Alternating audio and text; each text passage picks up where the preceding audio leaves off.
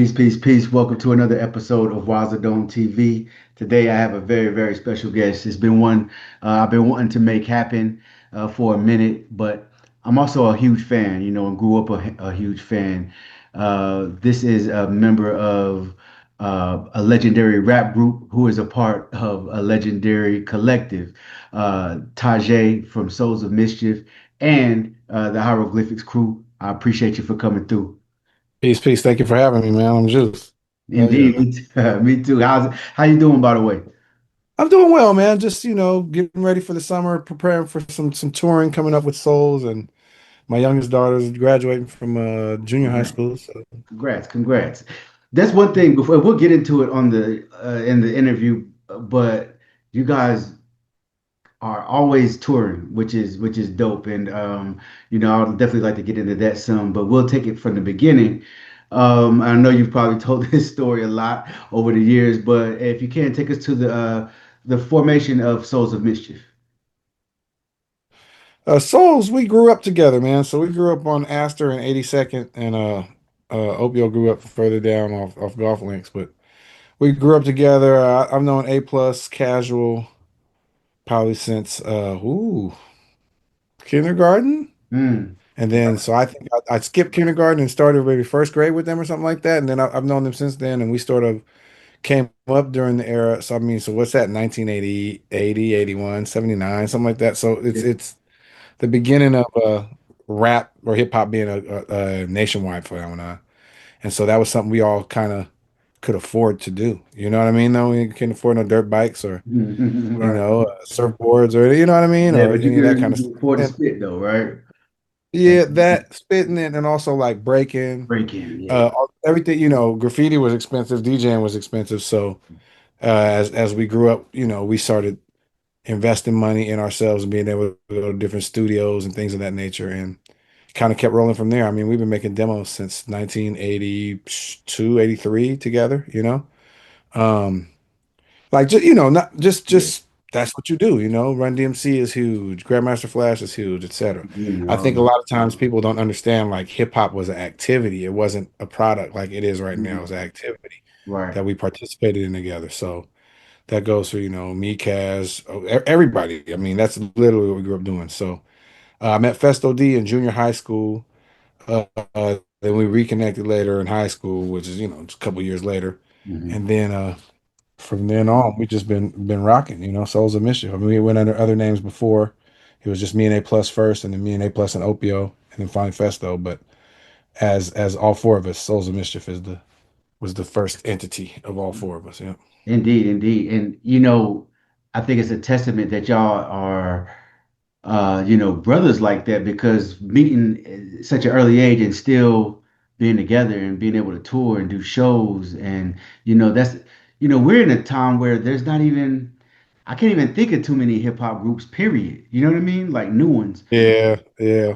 Um, what do you think are some of the, I guess I don't want to say advantages, but just the idea of being in a group is something again, a lot of the newer fans of hip hop, have to go back and to the golden era to enjoy, Hmm. the art Hmm. R&B groups as well, right? Like as far as being in a group and being a part of a collective, like what does that mean for you?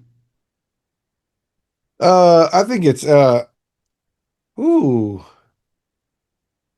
it's like we're an ensemble. You know what I mean? Like it's like an ensemble thing. So you, we're fortunate that we are independent, so we can do solo stuff. Yeah. So there's not sort of this friction between being able to be a solo artist and be a group because we have the outlet for the solo stuff. Mhm. But like, I think we're just like a quartet, like bass, drums, Yeah, yeah. whatever, horns and piano Sax. or something. Yeah, yeah, Yeah, yeah, yeah. whatever. But like, we're just trying to uh make the best songs possible and use each other for our strengths and outdo each other on them, outdo in a way that's complimentary, not competitive or jarring kind of. And Hmm. I think there's an advantage to it. And also just like even with this new I Got 11 Voices rap, Hmm. I think that has to do with Hmm. guys being solos. Everybody's solo. So if you're not in a Everybody. crew thing or a posse thing, it's just you in the same voice. So you got to switch it up for that reason as well. Yeah. And I think we're fortunate that every 16 bars, I'm no longer than 16 bars, maybe 20 bars on something special Hmm. that you're gonna get it, you're gonna hear a new voice or a chorus and all that kind of stuff. So I think it's a different way to enjoy rap too. Mm. It's it's a shame that there aren't more groups. I mean, I look at Wu-Tang like a group when they perform together, Yeah. and that's dope. Hmm. But it's a shame because it's this sort of 16 hook 16 format is getting a little stale, and also just one guy's just kicking hella bars. I mean, that's always gonna be the essence, right? But Yeah. then if another guy comes in and kicks hella bars after that, or another guy, a lady comes in, it makes it more flavorful. Absolutely. I think as far as me personally, it's, you know, collectors like Wu-Tang and their affiliates, the Dungeon Family, Hmm. Hieroglyphics. There's always been my favorite three. Oh, thank Um, you. Thank can you. you talk about how Hyro as a crew came together and what it means to you to be a part of such a legendary collective? Because this is a collective that, I mean, obviously you guys tour all over the world. It's a legendary collective that people, while you guys are still here, are giving you your flowers and letting you know you guys are legends in the game. So like just being a part of a legendary collective like that, how did you guys, first get together? Well, we all still like me, Casual, Opio, and A plus, Festo, and Dell all live walking distance from each Oh, other. wow. Okay. Okay. So, it's neighborhood kid stuff, and when we were young, the neighborhoods is either you sell dope or you Mhm. into rap, you know? It was Yeah. really kind of a split too. Like somebody who was a dope dealer wasn't really like, I'm doing that rap shit. This Hmm. shit corny.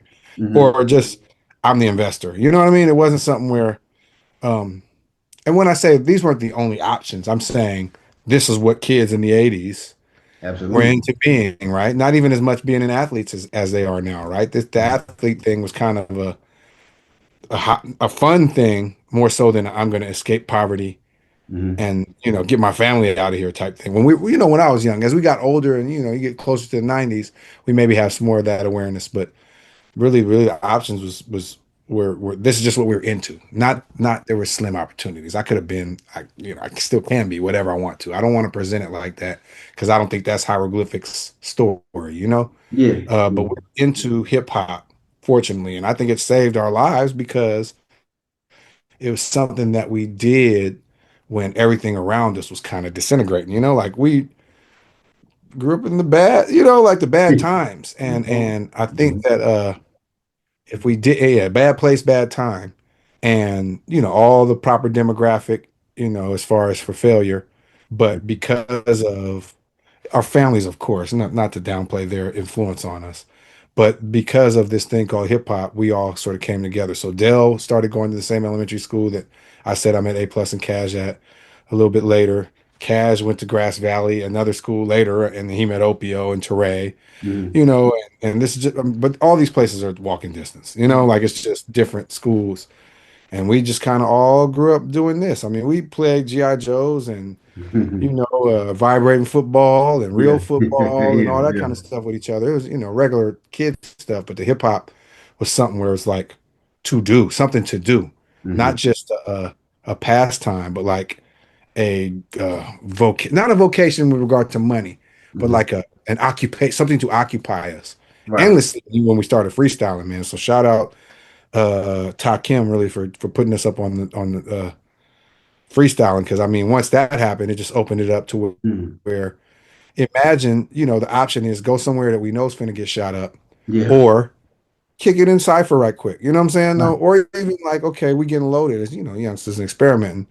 We not going somewhere out our minds and gonna end up, in a hospital gown with grippy socks and shit. Like we chilling on our block or maybe on the hill next to our block, watching the sunset and just freestyling and thinking about concepts and what rhymes with this and Mhm. like that, man, it really was. It's like how a martial art can save somebody's life, right? Right. Um, or a sport or something like that. Mhm. That was our sport. I mean, we all played sports and did that stuff too. So it wasn't like we were super detached from everybody else. It was just rap, rap. That kind of came junior, senior year. When you Yeah. start realizing, like, look, I'm not about to get no football scholarship. mm, you know, mhm. and let me get serious about it, you know. Growing up in Oakland, and around, I guess in the 90s, I think, nationally, it started getting extremely popular with the E40s, Richie Rich, and, Short. I mean, these guys are already doing their thing, but on a national level, I think it went to another level. And that mob music sound, right? And Mhm. were you guys ever like, did you ever feel any pressure to kind of do what was popular nationally or representative nationally of that Oakland sound at that time? Because you guys have a completely unique sound that people have come to know and love you for. I would say, fortunately, we grew up before that time, right? Mm-hmm. Right. It was still sample-based beats, a lot of James Brown, P-Funk as far as West Coast, etc., or D-Funk with Dell, whatever. But and then when the mob music really started taking form and shape, we're already maybe 17, 18 years old and grounded in our approach to music. Right. So it never was really like uh tempting, Mm-hmm. but it's because we had our own style. Yeah. I mean, when but it's, I think people have this weird idea that sort of junior high school, early high school is Ballheads versus Dreads, Yeah. Perms versus Dreads, Cortez versus Travel Foxes. You know what I mean? Yeah. Really small-minded, tribalistic ways of thinking based on how we outwardly adorn ourselves. But we're all from Oakland and all from the same spots in Oakland. Right. So they just be like, oh, that's my weird partner. Yeah. You feel what I'm saying? Yeah. No, Yeah. Yeah. they Real never talk. like, oh, I can't rap over the mob beat. And they just be like, oh, he be fluent. Like Hmm. he be fluent. Nah, he just don't.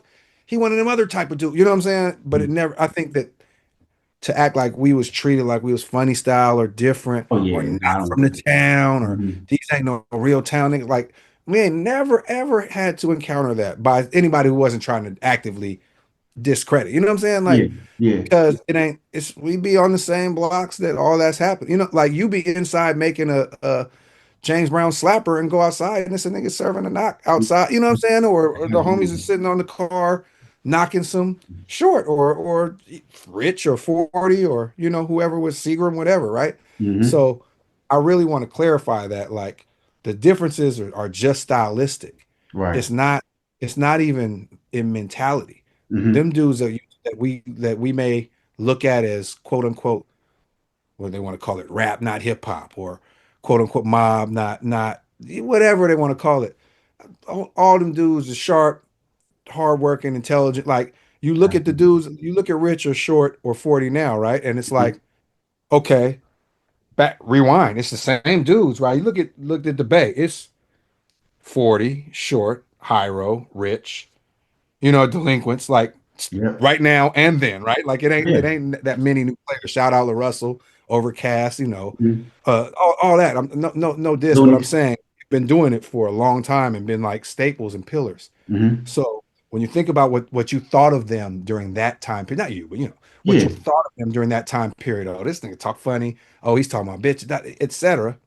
And then you look at to where they are now, multi-million dollar moguls, boats, planes. Yeah. You know what I mean? Though the Hmm. families intact, wives, kids doing well, kids graduated from college. You know what I mean? Though Yep.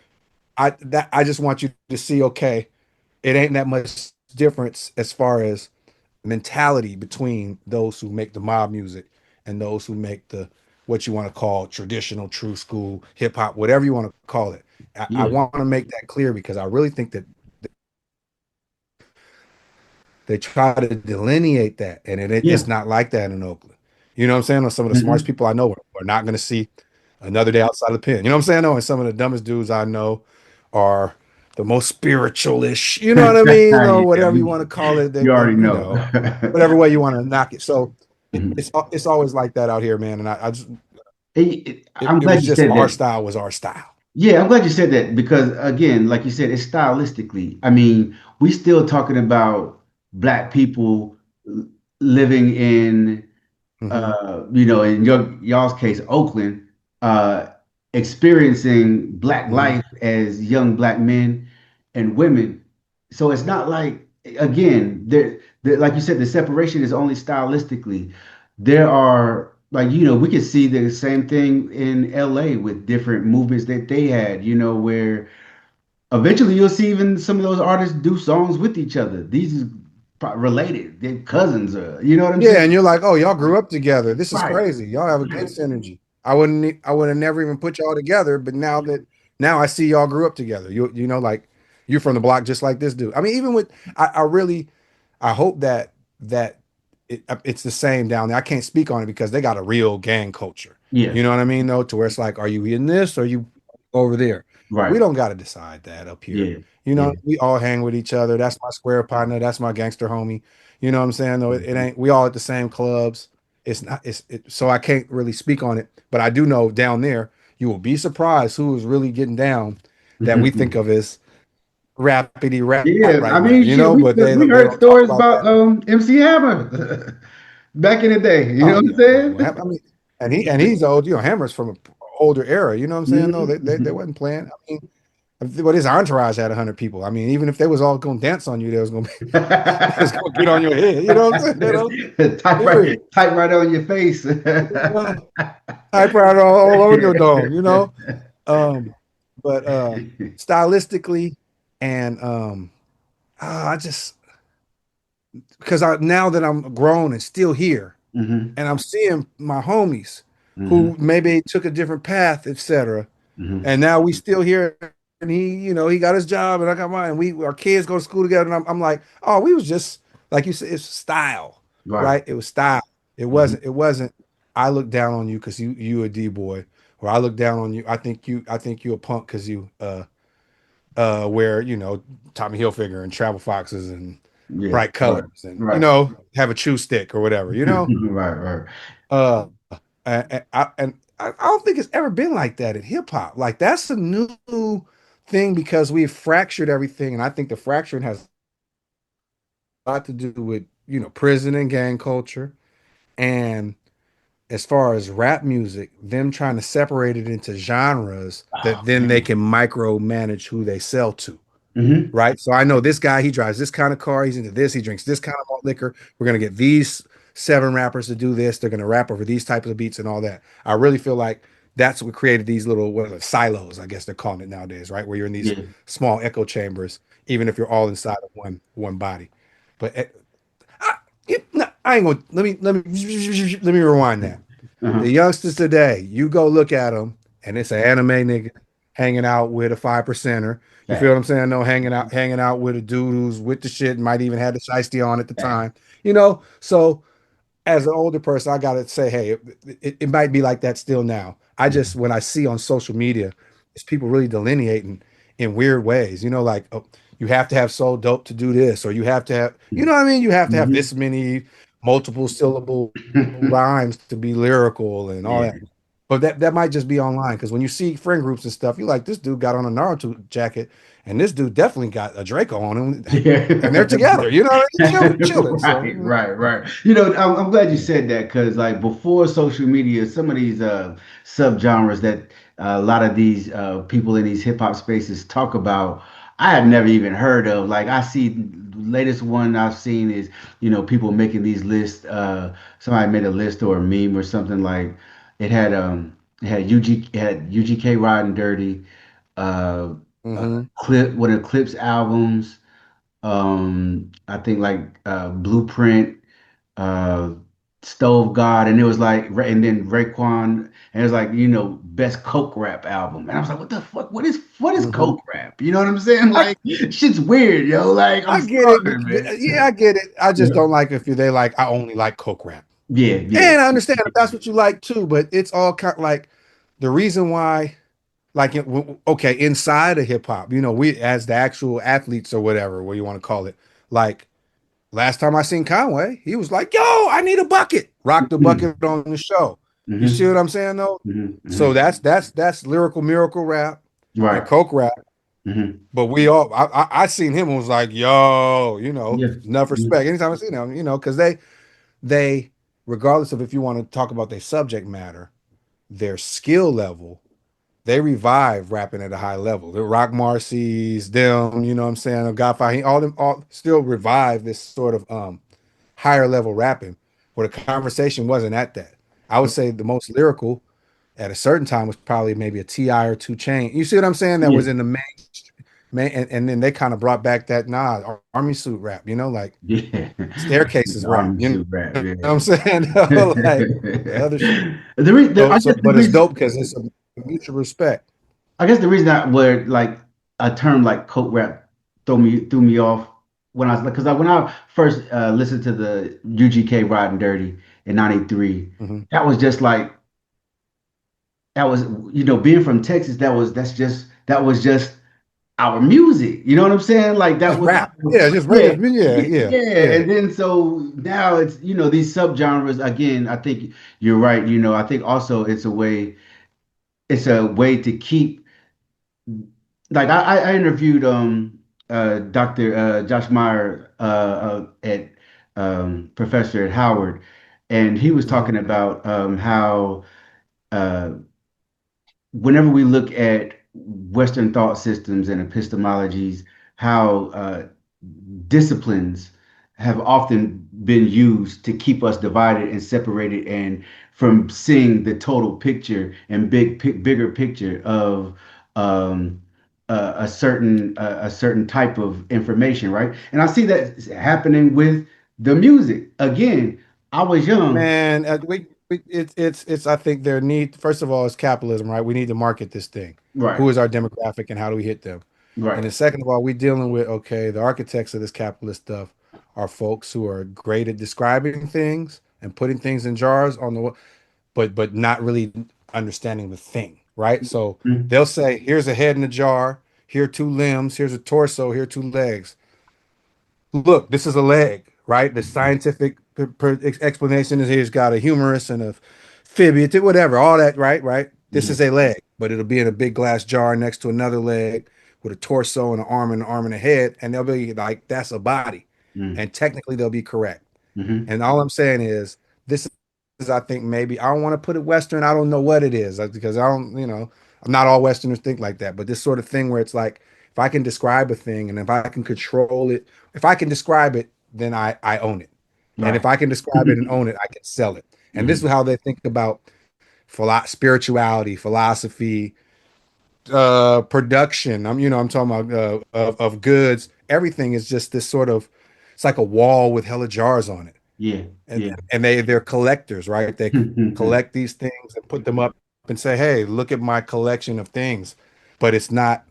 They miss the holistic sort of approach to it, Yeah. and that's the same with this sort of subgenre. Like I can listen to trap rap. I Hmm. might not be listening to the words. I'm listening to the inflections and the styles Hmm. and stuff like that. But it's not what I do. Right. And you know what I mean? So I'm not just gonna call it trap rap unless I'm trying to describe this sound, right? This certain Right. sound or whatever. Right. Right. And I Right. I just think we're dealing with this sort of Western.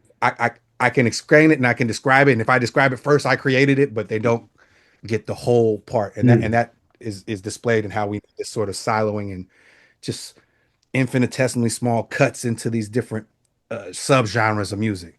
When in the end, I'm pretty much sure everybody's what they listen to playlist is freeform, right?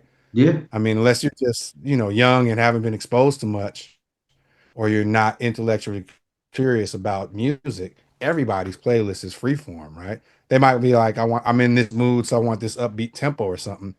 But when you throw on the music, it ain't gonna just be all trap rap, coke rap, lyrical rap, or whatever these sort of names they give it are to sell it.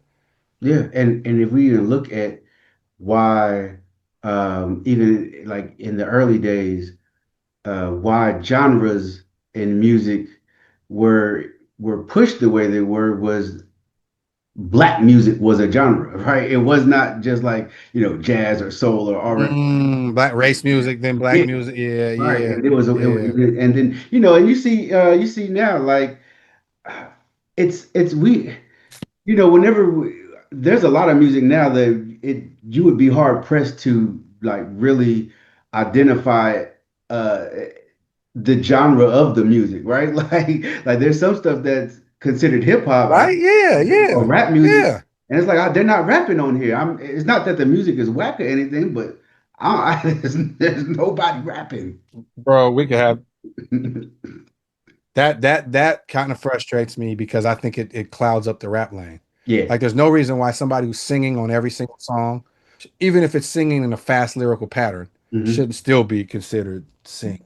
Right. You know what I mean? Like, or with its own thing. I always trip off that because they always use that too to sort of denigrate rap. Because like you see some dude get popped or get into something, and they be like rapper da da da. And first of all, it's never nobody you ever heard of. It's always Ever.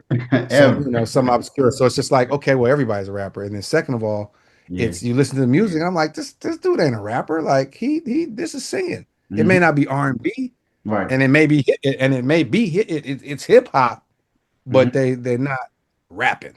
You Yeah. know? Yeah. Yeah. No, that I swear that same thing frustrates me too because they use that to obviously demonize our art forms, and like you'll see like rappers such and Cheapen such. it, right? Yeah, Cheapen it. rapper such and such is has died or did something crazy, and he's like, yo, I've never heard of this person. Rapper gets caught with with just just some wild 30 headline. keys. Yeah. Yeah. Yeah, yeah. You like Yeah. who? Like, come on, man. You know what I'm saying? Yeah. But yeah, that's very interesting, man. But speaking of just iconic and legendary joints, man. Uh, 93 till infinity. Ah, man, like, bruh, like that shit is played everywhere, every barbecue cookout, just all over the world. Mhm. I remember, just playing my tape until my tape popped, man. What a amazing record on an amazing album. And sometimes when we think about Thank our you. artists and music, um, very few people actually have an iconic song that they'll always be, Mhm. remembered for. That's Mhm. that's not an easy thing to accomplish. You got great music, you can have really dope music, but an iconic joint, man. In 93 till infinity, I don't care where you at, somebody throw it on, everybody's gonna bob their head and Mhm. enjoy the music and reminisce about the first time they heard it. It just gives you that feeling. But I wanted just to ask, like, can you take us back to the creation of that joint and how that song came about?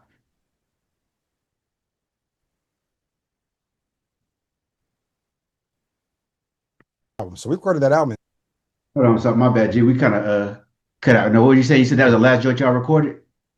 Yeah, so we made that album in about 9 days, and then A Plus had been making that beat for I guess Pep Love. They stayed up, vibing during Made for Pep, and everybody was like, we gonna have to, sorry to that man, but we're gonna have to, Yeah. poet. And so Pep was cool about it. And Plea did it, and it was literally the last album, and ended up being the title track of that album and the song. And originally, we Mm, had a song called 91 Till Infinity, mm, which is a song we were making when we were seniors in high school, just about growing up and, friendship and all that kind of stuff. But we never really completed it. And then we kind of revamped that concept for the single and album title. I mean, it was great. I felt like early on, I thought it was cursed because it was like, oh, we dated because we mhm. dated our thing. And now that time period is emblematic of a feeling of innocence and just good times and the end Yeah. of the golden era and all that kind of stuff. Now being dated in that way is a mark of quality almost, like it's vintage Yeah, and absolutely. and It's and it reminds everybody of either an era that they experienced they like more. no, Go ahead, man. yeah, absolutely, man. It's one of the again, it's one of the We cutting out. I'm sorry. I was just it also it just reminds them of an era. mm, hold on. Okay. So we back. We back. We had a few technical difficulties, but we back on we back on. So yeah, what we were talking about 93 till infinity and the creation of it. Once once y'all recorded it, did y'all kind of know that like, look, hey man, we got one. Yeah, but not in the way that we understand now. Hmm. As a kid, you're like, this is gonna be a hit. It's a platinum. Yeah, We didn't know it yeah, would be platinum in 50, 30 years, but 32 years. But yeah, yeah, you're like, this is gonna be huge. Also, our only goal is maybe to go gold max. Hip hop was it was a big deal if you went gold or platinum. yeah, And the only absolutely. guys going multi-platinum was LL or Hammer or Hmm. Vanilla Ice. So Hmm. yeah, we thought we had one, but we just were so naive and young. We didn't Yeah, understand what that even meant, yeah, what yeah. that entailed. And I'm glad that it went in the way that it did Hmm. because it's allowed us to have a lot longer career. It's like the star didn't shine so bright that it burnt out, and Mm. it kept us sort of hungry so that we, went indie, stayed on our grind. And I mean, 30 plus years later, hey, the legacy is sort of still building. I mean, I really can't pick a better arc. I don't think that making a bunch of money as kids. I mean, we were children when we signed, so making a bunch of Yeah, money as kids, and I mean, maybe it was protected us. I mean, we've been in some of these same spaces that now all this stuff is coming out about, uh, and just was like, nah, that ain't our thing, or yeah, yeah, yeah, yeah, nah, we don't. yeah. I mean, really, honestly, hip hop protected us in those Mm. situations too, because we was like, nah, y'all corny. We ain't, Mhm. what I'm saying? Like we ain't, nah, we cool. So, I think our trajectory has been really cool, and it's a hit in a bigger way than had I gotten my wish at that time as a kid, of just being so huge. Yeah, yeah, indeed, indeed. Also, you never knew. Another iconic joint, as well, from the hieroglyphics crew. I read that you've credited Miles Davis as one of your influences. Can you speak about that, son? I think Miles Davis is one of those guys who has changed and altered the shape of music, right? Mm-hmm. And done it in a way where it seems like he's doing it for himself. Mm. Like he wants to create what he wants to hear in the world. He's not trying to create what other people like. He gets tired of his own shit and he needs to move in a different direction. But I just feel like his attitude towards music is kind of the attitude I try to take towards rap. I think he was probably way more courageous though. Yeah. Like I'm not, and it may have to do with taste, like I like rap to be on beat. I like, so I'm probably more of a swing player when you think about Mm-hmm. Mm-hmm. jazz or something like that than like a free jazz player, right? So, but I just admire the fact that he set out to make something new and it changed the course of music Yeah. more than once, and that would be great if we had the opportunity. I mean, we have the opportunity to do that, but I just want to create for creation's sake, follow the sort of beat of my own drum and shift paradigms, like I didn't know that you could rhyme that, or Mm. I didn't know you could address that topic in that way, those types of things. Because that's what makes rap fun to me. I used to like UTFO, Yeah. Split Personality or Lisa Lips, or like everybody when they had an album, it was 6 or 7 concept songs or stories, and then 2 or 3 freestyles, right? Right. Now it's just like it's lyrical, but it's not necessarily. We're not digging into the conceptual stuff. Yeah. Uh, I mean, nah, Mm. that is not mainstream. Yeah. There's Yeah. so much good rap, so many rappers that are doing so much concepts and freakish shit. And I keep on trying to not get into this sort of attitude that they ain't doing it like that no more, or Mm. it's not out there anymore. Because it is, and if you don't know where it's at, that might be because you've aged out or you a square. It's Yeah. not because the rappers ain't doing the shit. Yeah. The rappers are. You just don't know where the underground spot is no more because that ain't your thing, or you can't follow it. I mean, even some of these flows, which I think we're calling whack and weak about, some of these young dudes have. It's their own thing though. Hmm. And so you can't beat a 101. You know what I mean? You can't, Yeah. subjectively, of course you can, but that because it's subjective. But I'm saying if it's original, it's original. It could be original and terrible, but it's original. I love the fact that you even when I say these artists even are taking a chance Hmm. because especially for these young rappers and rapping on like these dudes are still they're wearing their heart on their sleeves and as far as the stylistic chances they're taking, fashion chances they're taking, even most of the new rap is emo even, right? They're talking about their feelings a lot more. Yeah. Kendrick is an emo rapper, but Scarface is too, right? One of the greatest, or Pac, right? Some Mhm. greatest emo rappers. So they're taking these different kind of risks, and I want to be careful as an elder and also as a fellow MC to knock some shit because it's not pleasing to me sonically. That Yeah. doesn't mean I'm about to be like that shit is tight. I'm just not gonna not listen to it and try to empathize or understand this person's perspective. And that's the only way you can get better. I mean, like the army's still gonna study the tactics of the guerrillas and you Yeah. know what I mean, and Yeah. all that. Like you need to know it all if you want to be a great MC and Yeah. you really want to understand this sport. I, I, Twitter and these sort of platforms have made it so I'm sort of approaching rap kind of like a sport more now, right? Hmm. And I think also the battle thing kind of made it like that, Hmm. where instead of being like this guy's the greatest, oh, what was the great like highlight reels almost. Yeah. Like, oh, did you hear Redman on hardcore? You Mm. know what I'm saying? Though, did you hear Freeway on 1-900 Hustler? Like these are these breakout performances where he went for 80 that night. He lost it. He ascended to the Yeah. clouds. Yeah. And I think it's a healthier way for me to look at stuff because it's not even comparison. Like everybody can win. And I don't mean everybody a winner and new school thing. I'm just saying like we have these conversations all the time because MCN is our thing. Like where do you put Chip Fu? Mm. Where do you put Redman? Hmm. Where do you put, like everybody been the scariest, and where do you put Tretch? Where you put Right. KRS, right? Right. Like everybody's been the scariest, illest dude when they were the hungriest guy on earth trying to come out, right? And people have grown and built their skills. So I just I try to look at it from a performance standpoint Mm. rather than from a competitive performance standpoint. So when I say sport, I don't mean this guy versus this guy. Yeah. I more mean like this dude went crazy. Like he went for 80 right there. Yeah. Or he Yeah. ran a 100-yard kick, Hmm. kickoff back or something, right? Like if he sparked it or something.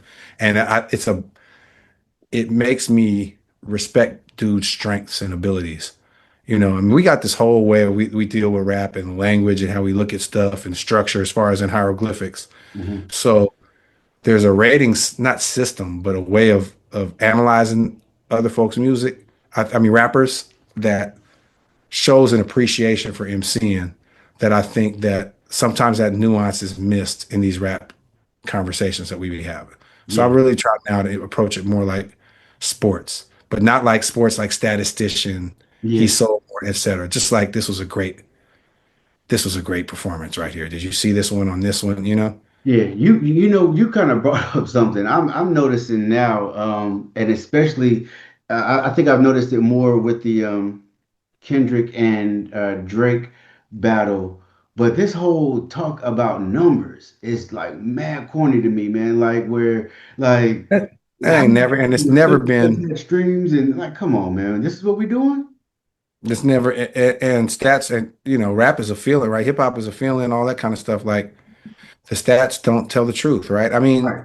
you see the Michael Jackson Drake comparisons, and I'm just like, they're Yeah. not even on the same in the same weight class, Nah, and not at you had all. to be there, right? Yeah. So that's why it's kind of hard to do those comparisons. But when it's stats based, it's just like even the rapper you talking about, a sales dude, and if he agrees with it, he's a cornball. But most likely he's gonna be like, sales ain't everything, bro, doggy. Hmm. We Hmm. all sell records. Sales ain't everything. What you Yep. think about the music? You know what I'm saying though? Like stats ain't everything, man. You Nah, know, nah, it's not. It's not at all. And like when we're talking about music that we like, MCs that got skills, MCs that are creative, MCs that are original, they're not always the ones that are going to break these streaming numbers or like where does Devin oh, fit that's in one of my rap? favorites, You man. feel what I'm saying? Oh, Right, like we right, like it's right. and that's the weird part about where I'm just like, come on now, dude. It's all kind of greats. It's Hmm. enough trophies for everybody, everything, but it's too many fools putting in like serious. Where does Tech Nine fit? Yeah, You know what I'm right. saying though, because he could probably out rap your favorite rapper. So Facts. right now today, you know what I mean? Though, so where Yeah. does he fit? You Right. know, you want to discount him because his outfit or his face painting. You know what I mean? Everybody Yeah. just we have a lot of non we have a lot of what do they call that? Casual Hmm. fans, Hmm. which is nothing wrong with that. And Hmm. you don't need to go deeper if you're not into it, but they're trying to present themselves as experts on Right. something Right. that you can tell by their analysis they're just not into it that deep, or they have a limited experience and a small unseasoned palate. Yeah. And so I love the debates, but sometimes it's difficult to debate somebody where it's just like, you ain't never heard of Kool Keith? Like, Yeah. Right. but I'll be having things in my mind, like to me, like the Kool Keith to Rock Marciano, that ain't a big step. Mm. See what I'm Right. saying though? Like Hmm. stylistically, Right. when you listen to how they hit the beat and everything, subject matter is slightly different. But I'm like that. But I'm saying them the kind of conversations we be having. Like, play that back. Don't that Hmm. sound like Kool Keith a little bit? Play that back. See how Hmm. Keith, you see like because we rap. We this is what we've done the most our Yeah. whole life, right? Besides breathe, right? Like Yeah. this is like breathe then rap, right? Yeah. So we be into it, man. You know, like Uh, we building and it's not it's great. It's not it's not something where it's great that we have something we can discuss like that. And then on top of that, it's our vocation. So we're not just sort of peanut gallery in it. hmm. We're having these conversations so that we don't make these mistakes. We don't reuse these words. We don't get stuck in this style, etc. So I love it, man. I love being an MC. I love MCing. I would do it whether or not my music came out. Like Hmm. I'm not even at the point where I care whether or not the music comes out, but you might as well because Yeah. you don't want them to find your files and all of a sudden they throwing whoever on you. Nah, you kind of reminded me Oh, see something this because record. those conversations. I mean, that's something that, and you mentioned Miles. That's something that we did with jazz. I've read stories and heard interviews of, they say the like men on the weekend they all meet up at somebody's house and sit there and talk about politics and what's going on, but then the conversation goes to Miles and Coltrane and what they did Hmm. on this record and what they did on that record. And like whenever we're, I think it's kind of, for lack of a better word, right? It's kind of like a spiritual thing for us. It's something Oh that, yeah, we should with communion, right? It's a yeah, communion, yeah, a sense of communion, and it's not we're not basing it on commerce or nothing. It's based on how these words made us feel, and yeah, these words that be making us feel are based on experiences that are also shared experiences. So it's right. not just the music that we're sharing. Our understanding is shared because we've gone through these similar experiences.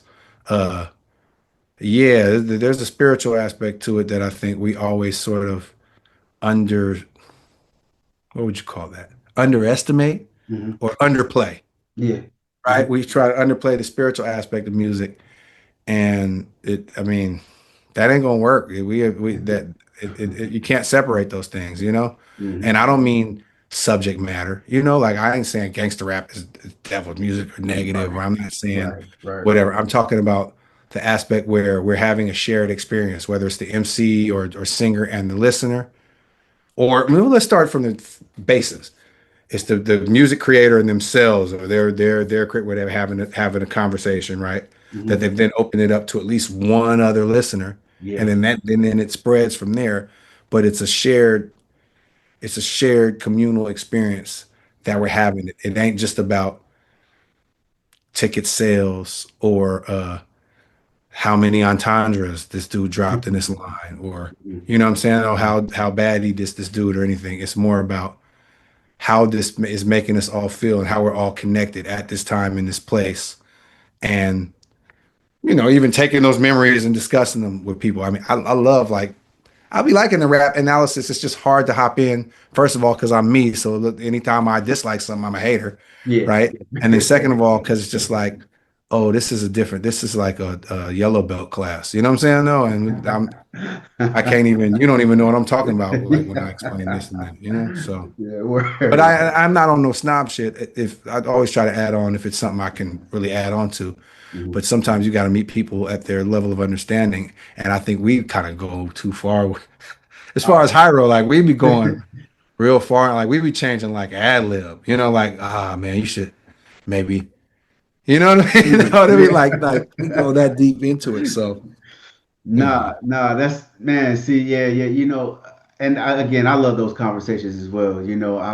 That's that thought I had the other day where about, um, I love the list. I love arguing the list, critiquing the list, but at the end of the day, um, people like yourself are doing what y'all were born to do, and not obviously the only thing, but making art is such a transformative thing for not only the artist but for the people that get a chance to enjoy it, right? Hmm. And Hmm. so when we just relegate somebody to a list on a sheet Hmm. of paper, like you And missing then a lot. You know what I'm saying? it ain't like you can do a list like that with basketball because it's about stats, I guess, right? I guess. Exactly. Unless Exactly. you're talking about play style or something like that. But with rap, I be seeing them lists now, and I see lists and I be like, "What- let me figure out a goon squad that could take out your top 10. Mm. You know what I'm saying? Though, because it's Mhm. always a breeze Always. brewing or you know what I'm saying, or acrobatic or you know what I'm saying, one of these other like Mr. Lift kind of MCs Hmm. where I'm like, I'll pull this dude out. It's almost like playing Uno Yeah. or Yeah. Pokemon or Yeah. you know what I mean, Mhm. Army Man or something. It's like, okay, I like your list and you got some of the classics on there, but I bet you I could come up with 10 right now that'll body them, you know? And then you discuss that and it's like, damn, you're right. Oh, Right. okay, I'm gonna have to put him in my list. Well, he's not the greatest of all time, but he could get do you know what I mean? Yeah. It's fun and I think a lot of guys are moving like that, and the conversation is we having a high level conversation in rap right now. A lot of Mhm. highly skilled folks doing it, uh, uh, all over. You know what I mean? When you think about the Sci-Highs or Oh Nappy yeah. Ninas, or you know what I mean, like Mikes and Earls, and like it's some rapping going on Oh right yeah. now, and you can tell that they at least studied under. I don't know if they nerding out with it or not, but at least you could tell they studied and they're serious about their studies. It's, it's being a rapper right now is like being a samurai in the Mm. 1900s or Yeah. something. You know what I'm saying? Where niggas got guns and everything, and you walking around with a sword. You know what I mean? So it's like, why is this dude walking in here with this armor and it's like cowboys around you and shit? You know? So Yeah, but yeah, I that's like the real though. sword work. You Yeah, know? yeah, nah, because the sword work, there's a beauty in the Yep. sword work. You know what I'm Yep. saying? Yep. And as a member of Souls of Mischief and the Hieroglyphic crew, um, graduated Stanford with a degree in anthropology, Hmm. which is just like that's dope as fuck to me. And a master's in architecture, and yeah. So, can you talk about your journey in education and why you chose anthropology and architecture as a course of study? I grew up in a household where it wasn't when you go, if you go in college, it's what college you go into. Right. And really, it was not what college you go into. My parents both went to Stanford. It's like, okay, You you go going to to Stanford, yeah, buddy. yeah. I used to be trying to rebel when I was little and little cow hats and stuff. And then I ended up going to Stanford for undergrad and then Berkeley for grad school. So I've gone all bay as far as the Mm, uh, traditional education route. But anthropology is just the most interesting classes. My mhm. mom was just kind of like, undergrad ain't finna be, unless you're gonna be a doctor, undergrad's not finna be, it's not final, right? Yeah, So do yeah. what you like the best. You know, Mm, because if you graduate with a 4.0 in basket weave and you still and do well on the GMAT, you can get into any college you want. Whereas if you graduate with a one something in chem, yeah, you're yeah, not getting into medical school, yeah, And then yeah. she also would say, take the classes so that the calculuses, the chemistries, physics, all these things, so that you have a general understanding and you can go to any type of school, right? I mean, I probably would have had to go back and do more bio or something if I wanted to do a medical, but I took some science and stuff. So Stanford was like, since my parents went there, that's where they met. I was actually born there. I moved to Oakland when I was 2, so I've only been here not my whole life. I can't say I'm a Oh native though. man. But so I mean I got into Harvard, Princeton, Yale, UCLA, a couple other schools, but I didn't care about any of the Yeah, except Stanford, Stanford was it. right? Hmm. So I went there for undergrad. That was cool. I started in 1993 actually, and then I took a year off to record the album before we graduated in 92. Mhm. Took a year off to record the album and started in 93. And then we came out and I had to take some time off, but I finished that in 97. And then just later, I think I was in my like early 30s. So 33, Yeah. that era, right? Where you're Hmm. just like, I'm getting old. Now I look at a 33-year-old like, oh, you You baby. know. Yeah, I thought I smelled milk in here. You know what I'm saying? yeah.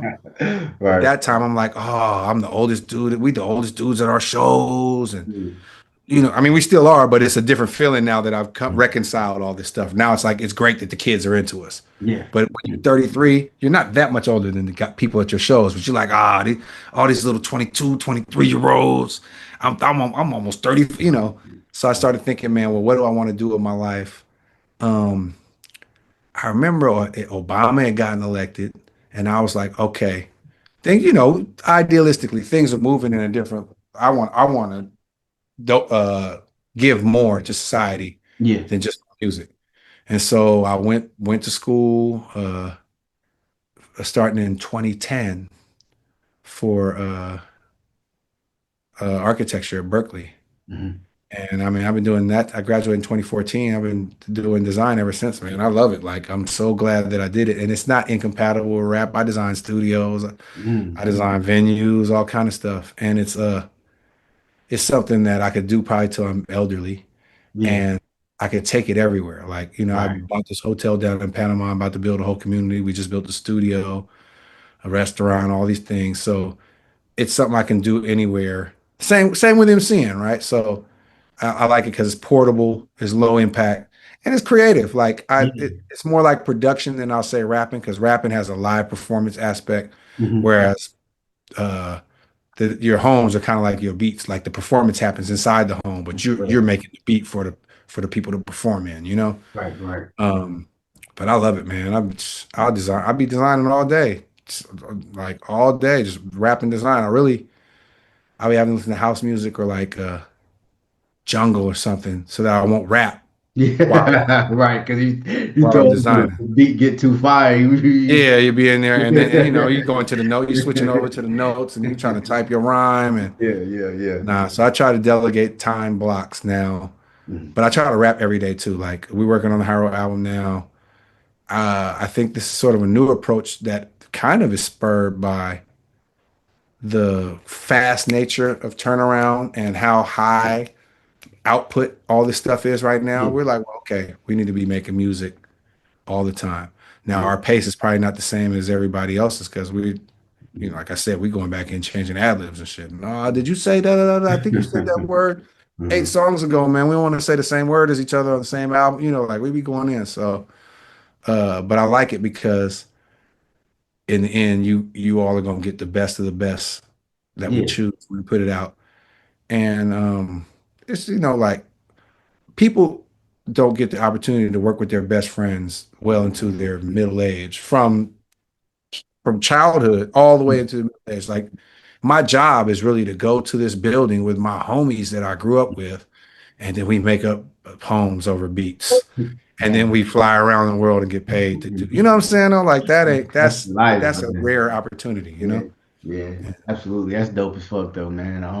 One thing that, you know, being young and uh you hear the name of your crew, hieroglyphics, right? And that always stood out because I think I was probably then, first getting into even, a lot of times our point of entry with knowledge itself is, studying ancient Egypt and hmm philosophies and, classical African civilizations. And casual, you can actually read Metal Netter. Oh man, Cas was a genius, man. Man, he's a bad man. And but like how does you guys's philosophy and scholarly work and esoteric and like again you have a degree in anthropology, like does that all factor into y'all's creative process whenever you're writing rhymes Absolutely, but it's distilled, I'll say. mm, You know, mhm, So when Casual's talking about Magi archers and things like that, it ain't to the depth of when you go to his YouTube channel and Right, he's really breaking down the history. It's right. more of I got this over here too. Also, I will hit you with this arrow too. Mhm. You know what I'm saying? Though more so than and another thing and another thing. And that's the Mhm. same with all everybody's studied, man. You know, Pep super spiritual, A plus, like a wizard. You know what I'm saying? Mhm. Everybody studies. It's just it manifests in our music, filtered through Yeah, our regular personhood, our MC hood, and all that. I mean, we have combos about politics, like you know, and spirituality and history, but it's difficult to translate that in a format that fits what our fans would like and what we would like, what we want to listen to, you know. yeah, yeah, I, but then again, I mean, Cash, you know, see certain stuff he'll go deep into. I mean, he has that song, what is it, Tu Ra or whatever. It's all in Metunetter, you know, yeah, like yeah, yeah.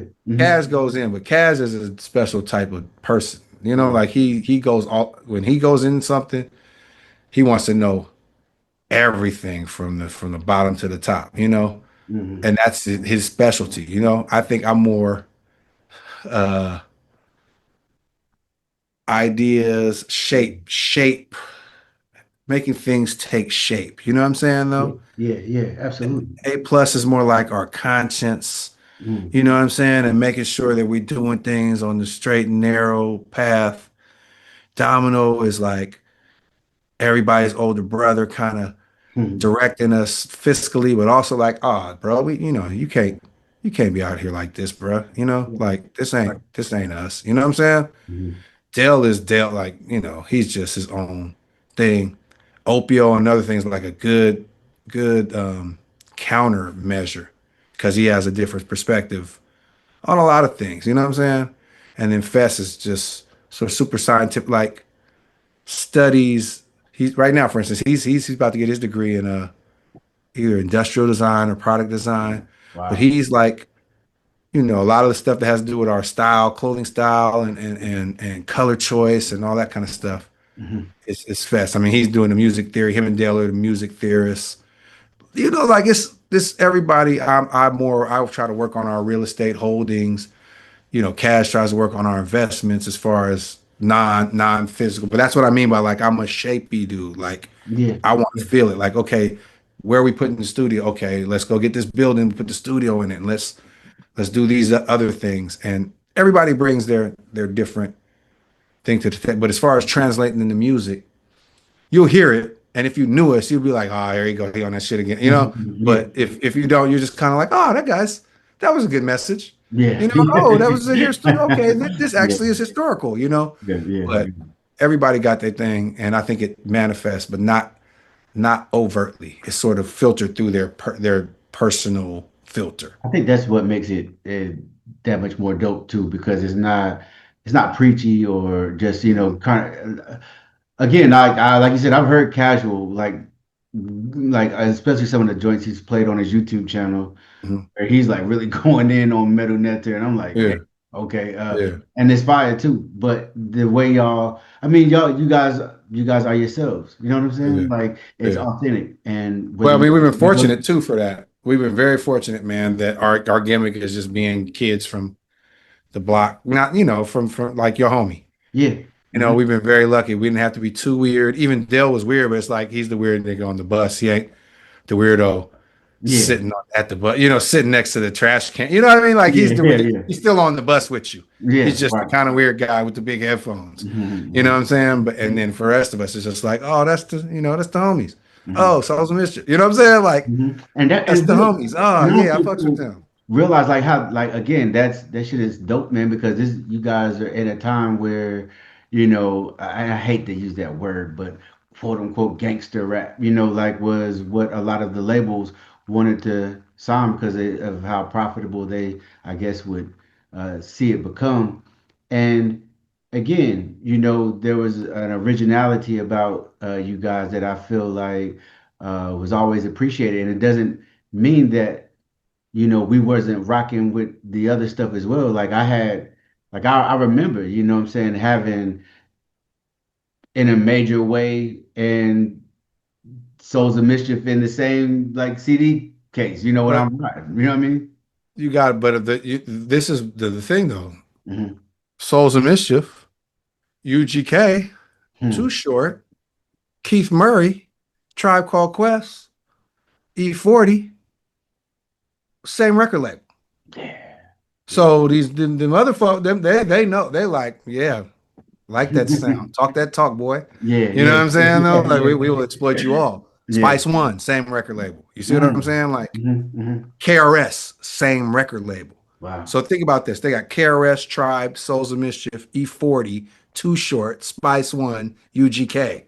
Wow. Same record label. So Right. they not making these distinctions and hey, we sell this to this, that to that, but we're selling it all. Yeah. It's that's so it's not odd that you have these varied tastes, and I don't think it's even odd that the labels picked up on it. Mhm. They really still are fans of the music. They Yeah. they picked up on it and made it the hits because they thought it was going to be big because they had a good A&R team or whatever. But I was just tripping off that, like we were naming all these acts, and you're like, I listen to this, and this, and I'm like, yep, and same South African dude was getting the money off all of it. You know what I'm saying? You Yeah. feel me? Yeah. So Yeah. we got to work on that aspect too. I mean, unfortunately, I mean we're in indie now, and we've had that opportunity to really spread our wings in our own control, right? But yeah, that tripped me out right there because I mean we're talking about genres and this, that, and the third, and it's what two companies. It's Universal Yeah. and Sony or whatever. I don't even are they the same company now? I don't know. I mean, It's three, I believe. It's Universal, Sony, and it's like three people. It's like three labels that own all the music, right? Universal, Sony, all of it and though. Warner Brothers. All of it Yeah, though. all of And it. they be coming together and come and de-merging and Yeah, that's all the crazy. time too. Just to even think So about three labels owning all the damn music. You know? all the music. Like, I like there's something I listen to a lot of house music and a lot of like underground UK rap and stuff like mm, that. And I mm, like that a lot of it you can't Shazam. And I'm mm. like, that's really like you way underground. If the computer can't even Shazam you, Yeah, I be yeah, tripping off that sometimes. It sucks because then you can't find it if I'm yeah, listening to a yeah. mix or But now something. that I never thought about that, but that's dope because it's I was like, thinking about me even making a T-shirt that's like be unShazamable, like some mm, underground shit. Then yeah. I'm like, no, we want people to hear our music. So Yeah, for sure, for uh, sure. It's still, and like, but again, the music that you can't Shazam. I think there's like just a nostalgia to that. That takes you back during a time where, you had music that, whether it be a mixtape or just being able to come up on something that ain't nobody else got. You know what I'm hmm saying? Like that was hmm that feeling. Um, One thing I did want to ask you, like, what can you tell us about, just the legendary battle between Casual and Saphir? Peace be Oh upon him. man, that was the big homie, man. And like we didn't know each other. We grew up in different places and all that, but we built a forged relationship based on rap Hmm. and getting signed and all that kind of stuff. And I guess Casual and him were beefing because Casual didn't show up. We didn't know, first of all, anybody Hmm. was beefing. Hmm. But Casual didn't show up for some studio session that I guess he had booked. And during that time, studio is expensive. Right. But now it's like you wasted my money. Okay, I'm gonna show you. And I think he just had it out for him from then on, and it kind of went from back and forth on the radio. Then we had a little battle at Crash Palace, Hmm. which was the Kennel Club. I think it's called the Independent now. So it's same place, probably same owner. He just keep changing the name. But then we ended up battling at the radio, and I think Saphir was using it as sort of not a come up, but a marketing Yeah. thing. Yeah. And I think, from my perspective, I'm like, damn, blood, why is you like nigga? Like what? We pot like this ain't it. You know what I'm saying? Hmm. But I think it was as far as the battle, it's the written versus freestyle, like the prototypical written versus freestyle. Yeah. Yeah. Uh, but what I learned from that is don't go nowhere without your pistol though. You feel what I'm saying though? Yeah. Like, okay, Yeah. you can freestyle your ass off, whatever, but have you a couple darts in there, Yeah. because we was hearing what he was gonna say all week, and niggas was just like, it's not what battling is now was not then. All Right. our battles before was free, off the top. I ain't never met you, dog. I'm gonna rhyme about your clothes. I'm gonna rhyme about your style. I'm gonna rhyme in your style. You know Hmm. what I'm saying? I'm gonna talk about your crew, but I'm not. I ain't researched you. I just met you. When you Yeah. battled fools before, it was this is the first time I've seen you. Hmm. and we gonna see what you can do. You know what I'm saying? Though, if all that shit you was talking on Rap City or whatever they felt like we was talking too much head on, we gonna see what you can do. And more, it's more of a I hate to use prison term like a demo. You feel what I'm saying though? Like, okay, you want to see me do a demo? I'm gonna do it on you then. So Hmm. none of you niggas to say nothing. You feel what I'm saying though? And that's kind of like how battling was. So you can I might have some darts in my one rap where I big myself up and talk about that or maybe talk about suckers, but I don't have nothing for you. So Right. of course I'm freestyle. And if I freestyle, I'm gonna make it be known because that was back then there was a delineation between the written freestyle, which we call it New York freestyle when we was young, and Yeah. and off the head freestyle we call West Coast freestyle. Mhm. But that right there battle was that, and I think Saphir came prepared, so it's hard to it's apples and oranges, but I feel like it was good for hip hop. Yeah. You know what I'm saying? My personal how I showed up that day wasn't that big, the greatest, I think the best battle I've had, but like I was angry and hurt and Yeah. also like just like, oh, y'all all got smoke? And y'all all wrote rhymes? This is Yeah. crazy. We sitting next to y'all and Right. chilling, weeks before. Mhm. Like these wasn't our enemies. These was the homies. So, Right. Right. but I think it was dope, man. I'm glad Kaz and Sophia were able to reconcile Hmm. and that, because it could have went bad too, because we was young and the town is just small. Like you can't duck nobody. Yeah. So I'm glad it worked out in the way it did, and that everybody is able to to live and move on. And man, rest in peace of Saphir. Like Absolutely. Fears was on some mild shit. Hmm. You know what I'm saying? No, he was on his mild shit. Like, and at the time, I didn't understand it. Hmm. Like I was like, bro, I mean, stylistically, style is personal, right? So Yeah. whatever, whether or not I like it, that's just me. But he definitely, literally marched to the tune of his own drum and figuratively, and the world is a better place because of it, and because of the battling too. Because I, he's a great example. Street nigga, rap Hmm. nigga, Hmm. Hmm. town nigga. Yeah. Like not these are not incompatible. It's the same nigga. You know what I'm saying? Right. Like Right. it ain't. It's I always be bugging like they because half the time I'm talking to you in deep East Oak, like in the part where people don't go and they Yeah. can't park. You know what I'm Right. saying? And hey, I'm about to pull up. Can you meet me at the door? And Mhm. it's weird because people think Hyro is always tweeting from like where like the forest and we're on the beach and all that. Like we do Yeah. that too. We're from the Yeah. West Coast. Like we have a coast. Yeah. Yeah. But we be in the zone most of the time. And I be tripping off that because I'm like, it's not stop reducing ourselves to or make it having to choose between these different sides of ourselves. Yeah. Especially if they're all healthy. It's not when I say a street dude, I don't like some of the activities that fools have to participate in order to really be like I'm verifiable for this. That's not the best. However, if you survive and learn from it, Hmm. some of the best lessons you could ever impart to other people without even having to reveal where how you learned it, right? Absolutely. And that's the same with the lyricism, when I learned from Why Is That by KRS or, You Must Learn or something like that. And it's the same with sort of this civic responsibility we have to this city where it's bad, but we're the elders now. So Mm. it's not going to get better because of the youngsters. The youngsters is on perks and, what I'm saying, those super exotic weed and the Four Locos and Buzz Balls and, all that. So we got to kind of be all three of those. You know what I'm saying? It'll be a mixture of all these three I things. saw I saw a buzz ball about this big at the store the other day. Like it was like a like a half gallon of buzz ball. I said, The "Ooh." Yakub, the big head science version, huh? You know what I'm saying? Facts, man. I was like, "Who gonna Yeah, drink that?" Damn. Give me one of them cubes, doggy. Yeah, yeah. Sour apple. Yeah. Oh, oh, really, man. Tajai, man, I want to ask you this before we go. For one, it's been a pleasure having you on, brother. You know what I'm saying? Again, I definitely appreciate it. But talk about the significance of Hiro Day, how it started, and what it means. So Hiro Day is 9/3, right? Mhm. September 3rd, right? 93, right? That's our whole thing, all right? The 93. And it started off as a fan suggesting it just be the day that everybody wears their Hiro gear, put somebody on the Hiro, etc.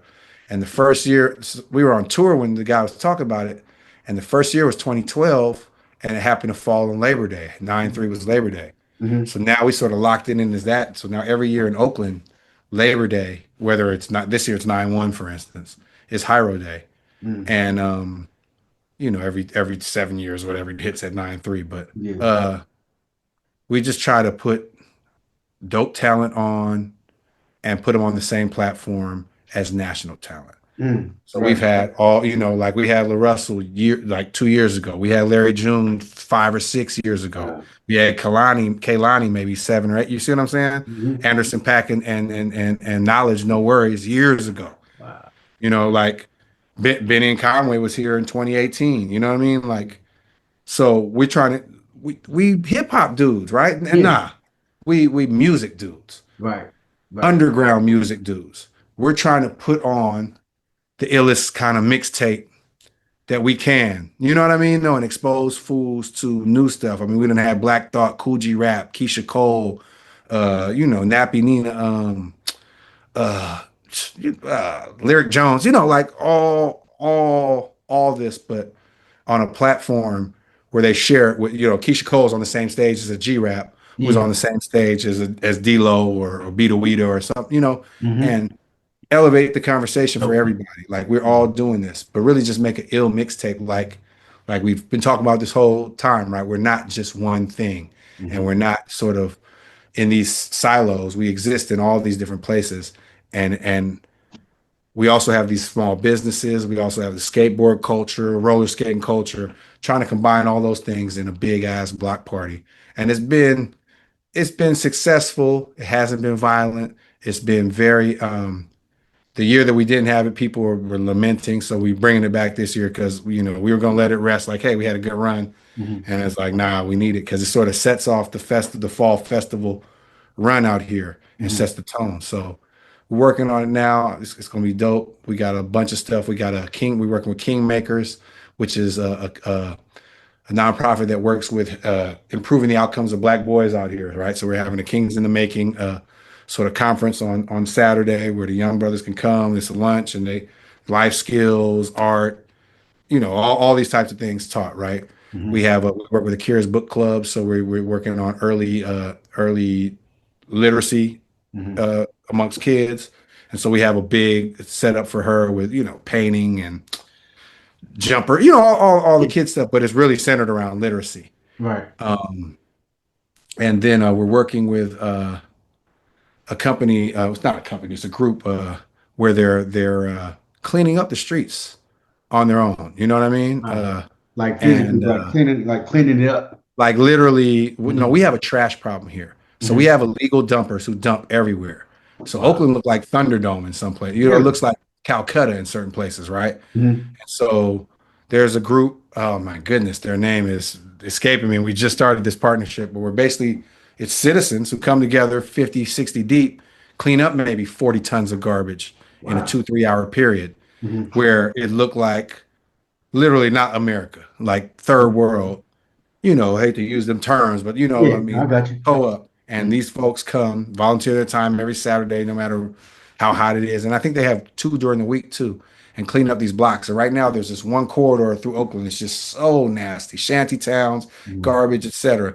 This isn't about trying to monitor the displaced folks this is about the garbage that comes along with it, not just because of the folks in the shanties, but also because other folks drop their garbage there thinking they're going to leave them something. Hey, they can pick through this, or they just dump because they know there's no repercussions to it. Yeah. So between those three sort of nonprofit initiatives and all the fun that we're having, we're trying to have a Hiro Day weekend consistently over the Labor Day weekend where we're giving back to the community. We're putting artists on. We're bringing legacy artists in, and we're also just reinforcing the good about the town, man. Like even I can get into the doldrums about Oakland because it's depressing sometimes when you just walk outside. Might walk outside and smoke a joint or something, Yeah. come back in and weep. you know, because it's deep. You know what I'm saying? No, and this is the home of the Panthers, and this is like Absolutely. we have pride. I grew up where the block being dirty that didn't happen. Like everybody come outside and sweep and they own space, let alone whatever else is there. Folks wasn't littering and all that. Like I lived in pre-crack Oakland, Right. and the crack Right. came and it was bad, like really bad, worse than it is now, but it Mhm. didn't look like it does now. Mm. This is about laissez-faire sort of city ordinances And really, there's no garbage in the nice areas, Hmm. with the two, five, $10 million homes. Oh yeah, right. Same tax base. You know what I Hmm. mean? Same, they're still on the same tax rolls. There's only garbage in the areas where people can't advocate for themselves. And a lot of times they can't advocate themselves because they work in during city council hours. You Right. know what I'm saying? They don't have time to sit on the phone and on hold for you to deal with this garbage or these different things on the block. It's not because they don't care, and it's definitely not because they walking outside their house and throwing tires and diapers and Damn. garbage in front of their homes. Nobody that It that's should a fantasy, man. should like Nobody's tires and shit like that. tires, IBC. We got a lot of cannabis stuff out here, so a lot of cannabis waste, Hmm. industrial waste. Hella Amazon labels and things like that for companies that like it's Hmm. industrial garbage, just regular garbage, and then there's street garbage. But then it's just like if you saw it, I'm gonna send you some pictures. You would be Right. amazed because it literally they don't fix it until somebody crashes. And then Wow. they'd be like, "Ooh, it's obstructed." It grows until the street is almost blocked. Like a Damn. two-lane street might be a one-lane street before Yeah. they come clear it out. Yeah. Nah, yeah, I gotta see that. You gotta send me some pictures Yeah, of that. it's crazy. It looked like Calcutta or one of those little sort of gypsy type thing. But the garbage, man, the housing thing is a Mhm. whole nother topic. The Mhm. garbage is something where it's needles and sharps in there. It's dog and animal carcasses. It's human feces. It's going to become a health issue, and I really feel that those with money they don't even have to interface with it, Mhm. so they'll just let it grow, and they think it's like, well, those people need to learn how to clean up their spots. Mhm. But Right. nine times out, like those people aren't dropping a jacuzzi bathtub on the corner. You Right. know what I'm saying? Though? Right. Or hella empty boxes of Debbie cakes. That's liquor store or how like Mhm. construction garbage. So Mhm. I'm trying to raise money uh for them in order they're basically coming out of pocket, man. They pay for the dumping. So Yeah. each one of these cleanups is $4,000 to $8,000. Oh So wow. this is citizens paying out of their pockets because the city is not doing what it's supposed to do. Damn. And but I understand them being compelled because it's such an eyesore. It really messes your vibe up. Even my seeds, like having them around that, Mhm. we be having to go inside and recharge. You know what I'm saying? No, Yeah. because it's not. I have young folks visit me. I mentor and do all this kind of stuff. And we go, Hyro is in an industrial area. Kingmaker's is in an industrial area. A lot of the stuff we're doing because we're doing big warehouse type stuff is in industrial areas. So we're near where it's really bad, right? Mhm. And the kids between the graffiti and the human feet, all that stuff are just they don't even get it. And these is disadvantaged kids, Mhm. right? So I'm mentoring disadvantaged kids from other cities, quote unquote. You know what I mean? Yeah. And they're coming to Oakland like, why is it like that? And they're young. These are, Yeah. junior high school on down. And when you see it through their eyes, you realize how desensitized you've been through it. Mhm. Because they're literally like, what's going on here? You know what I mean? And you're like, oh, well, and they're like, I don't know. I don't understand. Like, why is it like this? Because they've Mhm. never seen this amount of just negligence. That being said, Hiro Day, we're trying to build, we're trying to big up the kingmakers, you know what I'm saying? All these different things and give back in a significant way so that we can set off that fall. I mean, before we've had haircuts for kids going back to school, we got books, bags, all these things so that they set off their year right, positive, and Mhm. we're doing what we're supposed to do as elders and as hip hoppers and as keepers of the culture to make sure that it's administered properly to the people so they get so this continues. I don't want Yeah. high road to be something that we even need to be at. I Mhm. want my kids and future generations to take it over. Maybe, you do a little montage or something and the last surviving member come out and wave right quick, you know what I'm saying? No? But I want this to be something like an Oakland holiday. Yeah. Like what you don't know about High Day? Yeah, like every Labor Day we do I this, think for a lot of people, it already is. Oh, it is, yeah. And the city has declared it one as well. Mhm. But the true test is when we are no longer the headliners and helming it. Mhm. Can it continue? And I think we have the ability to support it on the other side too, because we're pushing these artists. Yeah. We're filming videos for these artists and designing sets and all these types of stuff for them. So we're still involved in that manner, but we don't necessarily have to be the center. It's not a celebration of us, it's a celebration of Oakland. Yeah, indeed, indeed. Well, Tajai, again, man, it's been a pleasure building with you, bro. Thank you for coming through. Thank you for all that you do. You know what I'm saying? Within hip hop and also outside of hip hop, you know, for the youth and the culture. You are appreciated, brother. And again, thank you for coming through. Man, I appreciate you for reaching out. Anytime you need something, let me know. New Souls album completed, new Hyra album almost done, Can't man. wait. New Rap Noir album, an EP coming called Work Release. I got a new album with my homie Mike and Ike. I think the name of our group is gonna be Smoking Word, right? So Mm. we got a new little banger coming out in the next couple weeks, and man, just everybody out there, keep Yeah, keep it no, yeah, pushing, like man. keep it survival is triumph, like keep it pushing. You done kept it pushing now since time immemorial. So don't Right. stop. Like keep it pushing, more life, more babies, more music, more scholarly pursuits, more connection between the diaspora and the motherland. Like we need all that.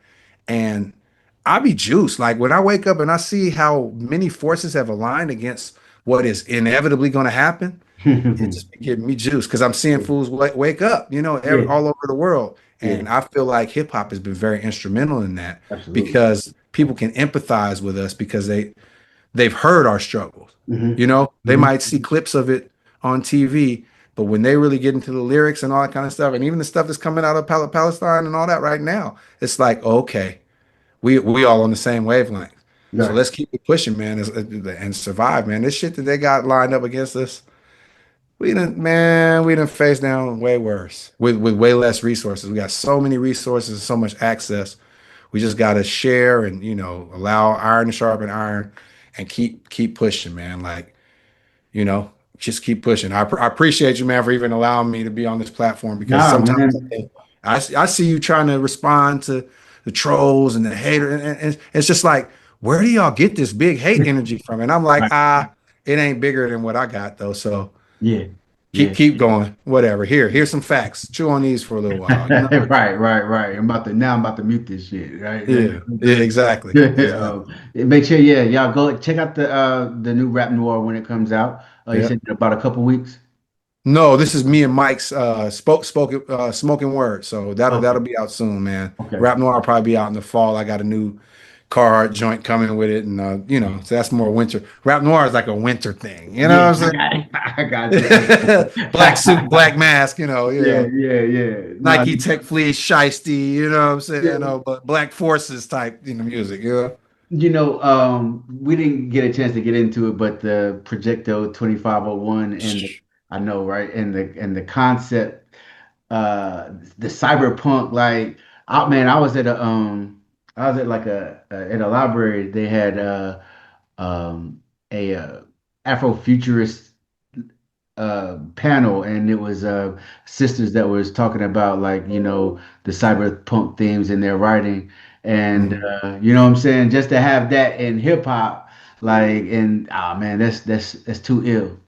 Man, I appreciate that, man. A lot of people didn't see that. I got that and also Nun type, man. But yeah, we've been on where we are right now. This all been projected, predicted. Hmm. And Dell, as far as avid collector anime and all, like we all grew up on this Robotech, this anime, manga, all these things. So it's crazy to see all these things come together, and then us to be able to have creative output. But me and Supreme X, Sneaky, are working on or conceptualizing a new one. And with Mm. all the technology at our hands, Yeah, it's gonna be ill. yeah, I already know. I already know. I can't wait. I can't wait. Yeah. Taj, to the next time, brother, man. I'll be building with you soon. Hell yeah, appreciate you, man. All right, you have a good one. All right, you too, G. All right.